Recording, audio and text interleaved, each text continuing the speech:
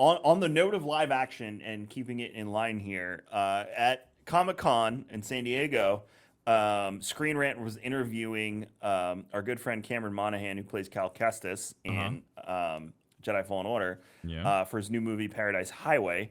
And the question came up of, what are your thoughts on live action Cal Kestis? And he had one line answer. Well, of course there's interest. That's all I can say. And then he laughed. I wonder if he did the Eh, creepy Joker laugh too. Oh, because he was Joker in Gotham. What, Andor, or we think we'll If see him so, in. Andor makes sense. Andor 100% would make sense. He interacted with some of those characters that showed up on screen, so he's definitely around in this time period. He's out and about in the galaxy, and Lord knows where Andor will show up.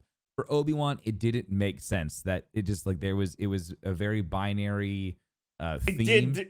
It did in the Inquisitorium. That That made was sense. yeah, but it's still it made sense from just like we know a guy who already did this thing. Like it, other than that, it They said didn't. no one's stupid enough to break in there, and I'm like, Yeah, but okay, but like the only person who would know that is if you played the video game. fair. But I think for Cal to be introduced as a live action character in this show makes sense. He's a part of the rebellion to a certain degree. He's assisting in the rebellion. He interacted with rebels. So for his name to be brought up, or for him to even like have a part where they do bring in a Force user, they bring in this Jedi, but he's very very different from your stereotypical like Skywalker Jedi. It's very plausible. I would be actually disappointed if we don't see him in this show. Interesting. Because I was because for him to have his own show wouldn't make sense. no, but the only other place I could see him showing up that we know of in canon right now is the Ahsoka show. That's it. How?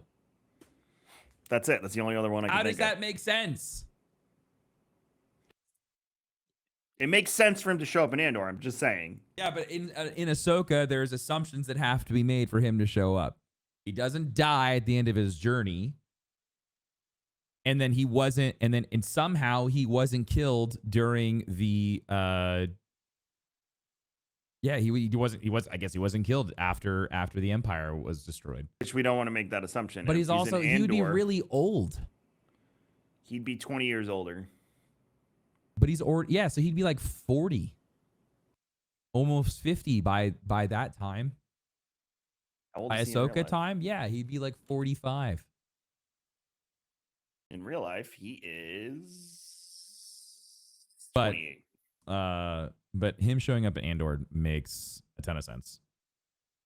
Yeah, So, and so then I'm like you down said, for that one. And we want it doesn't feel forced. Obi-Wan, him showing up in Obi-Wan, 100% just always the idea of it felt like it was fan service. It felt forced. It just never made sense. But this feels right.